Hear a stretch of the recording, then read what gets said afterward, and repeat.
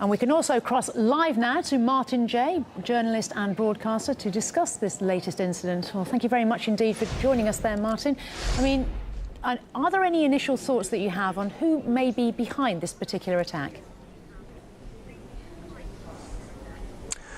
No, I think it's too early to be quite honest with you. I mean, we have an idea of the identity of the attacker, but there aren't really many details coming through so far, and I think probably many American journalists will try their best to avoid calling the attacker a terrorist. This is a white, Caucasian American individual who's obviously very disturbed about the political situation in America. So I think too early to say yet about the actual makeup of who he is. Well, let's just look at the political situation that you allude to there. I mean, a witness there said that a man walked up to people at the baseball practice and asked if there were Democrats or Republicans out there, and he then went on to carry out the attack. I mean, does this sound like it was politically motivated? Yeah, I mean, we have to assume that, don't we? And based on that singular act on its own, that does suggest that there is political motivation. So yeah, you know, I think people are getting tired. I mean, Trump's been in office now 5 months, and America seems to be waking up. There seems to be a dramatic deficit in the country of what people expected and what they're seeing. You know, and this is not a president that's going to really carve his name into the legacy books. You know, look at the first 5 or 6 months, what he's done in office, firing FBI directors, making a complete fool of himself in Europe at the NATO summit, we might remember.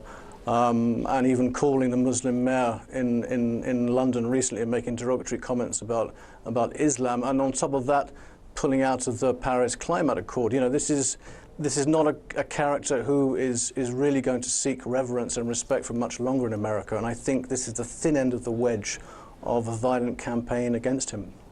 Well, let's have a look at some of the alleged victims. I mean, apparently the US House of Representatives Majority Whip was wounded in the assault. I mean, do you think that he was amongst the people who were there deliberately targeted?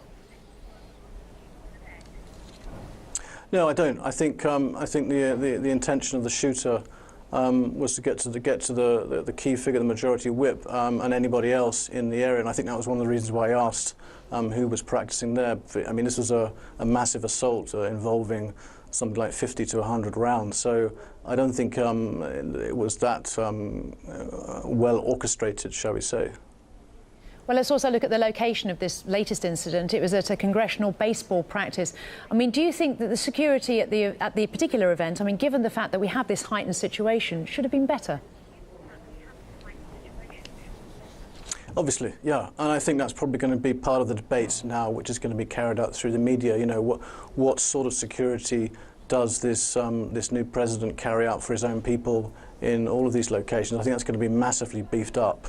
You know, I mean, it seems to be a mistake, an oversight has been made somewhere. But if you look also, we shouldn't forget this is the state of Virginia, which has incredibly slack gun laws.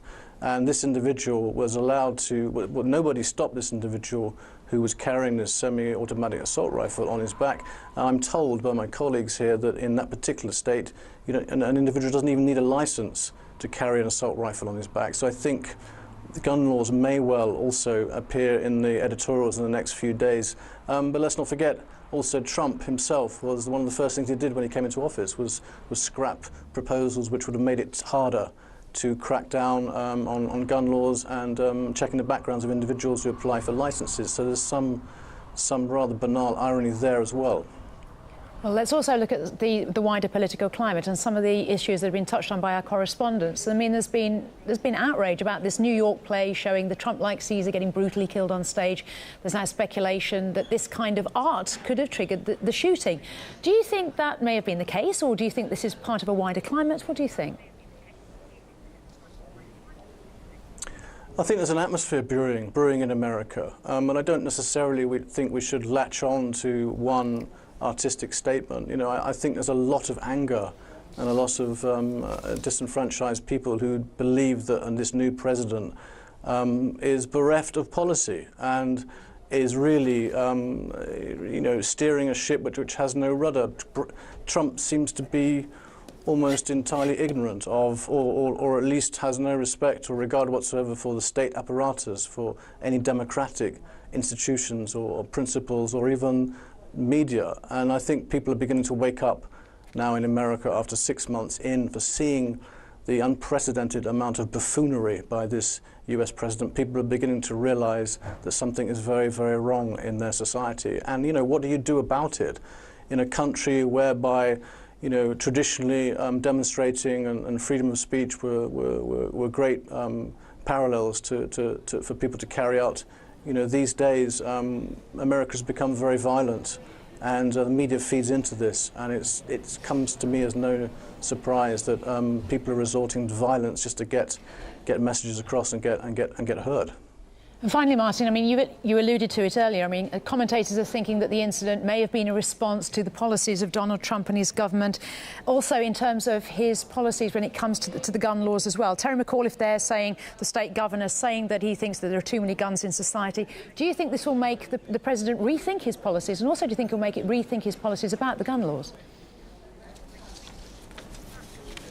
I'm not sure it will, no. I mean, I think he's very stubborn and very arrogant and very self-obsessed, and there is a part of me which makes me very suspicious of the American president. In the Middle East, Trump has openly condoned a policy of instability rather than stability. He's actually capitalizing on a great deal of instability in the region. He's fanning the flames here of sectarian violence to pin that to huge arms sales, you know, which is helping, of course, American business back home and jobs. And I'm wondering whether a state of insecurity, a state of emergency even in some cases, is the perfect scapegoat for him to latch onto to create a massive diversion for media to delve into, rather than actually follow up on some of his failings in more detail, you know, to actually report more on gun crime and more on these sort of incidences. I think that's probably the way forward for his administration. It'll be very interesting to see in the next couple of days how Republican-aligned press report on this incident. Indeed. Well, Martin Jay, broadcaster and journalist, thank you very much indeed for your thoughts this afternoon. Thank you. And also we have an update